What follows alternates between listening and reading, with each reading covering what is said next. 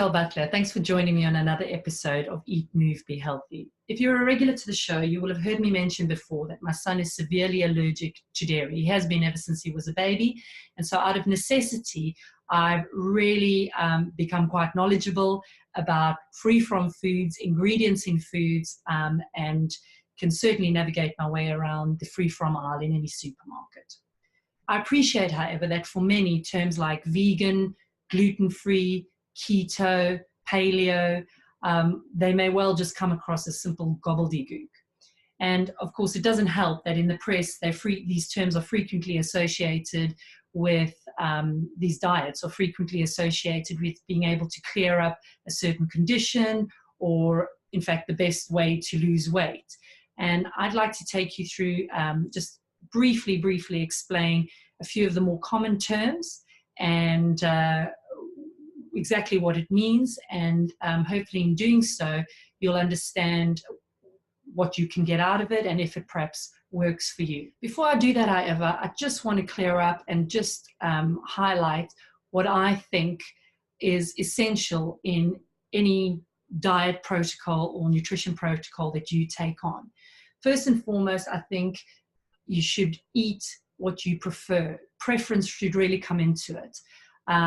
And of course, you should get enjoyment out of eating food. I like food, I like to eat, and there's also a lot to be said about the ritual of sitting down for a meal, eating food, enjoying where the products have come from. Lifestyle also dictates the kind of nutritional protocol you take on, of course, budget, time, whether or not you can afford certain foods, whether you have the time to cook and prepare foods. Which leads me into the other point. I think it's quite important that you engage with your food. I'm not a big cook. I'm not a big fan of cooking.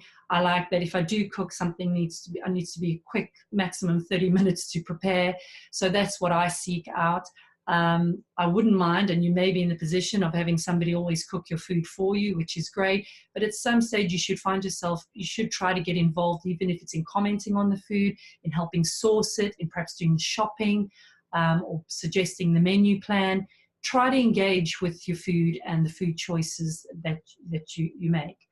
I like to try to eat organic or locally sourced, just because they're a purer, fresh. Organic should mean purer, fresher, no pesticides. The taste is also so much better.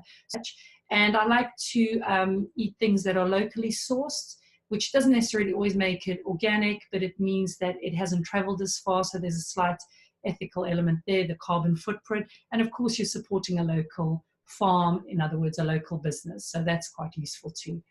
I try to eat seasonally so far as possible. It just ensures a little bit more freshness and things haven't traveled as far.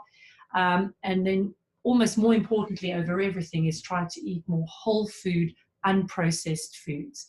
I appreciate, of course, that for time and ease, sometimes something out of a can or a ready-made sauce or a ready meal is just the ticket, but we're going for, most of the time, try to eat fresh, whole foods that you've either cooked yourself or prepared yourself, or you know how it's been prepared. So bearing that all in mind, I'd like you to take that on board when choosing whether or not to follow a diet regime or protocol. So looking at your typical free-from diets first, we've got our meat-free, dairy-free, gluten-free, and sugar-free. Those are fairly self-explanatory. It means that those foods don't contain those items. But what's the point? So meat-free, a recent thing which I've also encouraged and adopted is meat-free Mondays. There's an element, there's the ethical argument to say that we are reducing the demand for meat, and therefore animals and the farming of cattle, they are literally just being bred to feed us. So it's a way to sort of reduce that demand. But also in general, the Western society eats way too much meat, and red meat at that. And red meat is quite a acidic forming in the digestive system and in your system in general, which is harmful to very inflammatory conditions like arthritis. So reducing your red meat intake in particular can be seen to help that. So that's where the meat-free comes from. I aim to do one meat-free night a week, and the other nights, so I tend to only really eat red meat once a week. The other nights tend to do white meat or fish and seafood, so getting that variety in. Dairy-free, obviously no dairy. People who adopt this, other than for allergy or sensitivities, dairy products are quite calorific and calorie dense, very nutritious, but calorie dense. So quite often when you reduce dairy in your meals, you're reducing the calories. So sometimes people use that as a weight loss thing.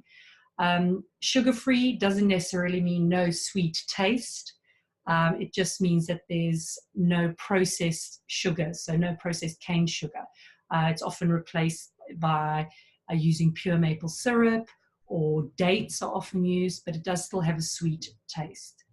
And then, of course, gluten-free means there's no gluten. The protein gluten is found in wheat. It's coiled and spiraled and springy. And so if you've ever eaten gluten-free bread that it doesn't have that, you'll see it's quite dense and sort of blocky, very dense and square. So gluten-free is often linked to wheat-based flours.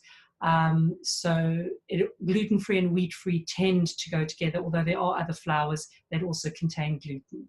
But that's the general summary of that. So like I've said, with all your diet and diet approaches, really make sure variety is included in that, so that you are not restricting your nutritional value you're getting from the food as well. Leave me a comment below and let me know if you've gotten on with any of these diets and how they helped you, either with clearing up some condition you had or perhaps even just losing weight. I'd love to hear from you.